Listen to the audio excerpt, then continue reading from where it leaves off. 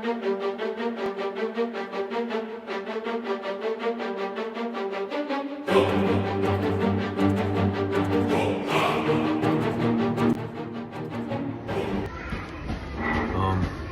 வணக்கம்.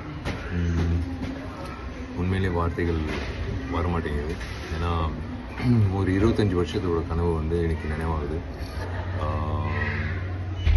முதல்ல நான் என்ன யோசிச்சேன்னா, வாழ்க்கையில் 25 வருஷம் முன்னாடி ஒரு டைரக்டர் ஆகணும்னு போய் எங்கள் அப்பா கிட்ட சொன்னேன். அதுக்கப்புறம் எங்கள் அப்பா அது உணர்ந்து என்னை உதவி இயக்குனராக அர்ஜுன் சார்கிட்ட சேர்த்து விட்டாங்க.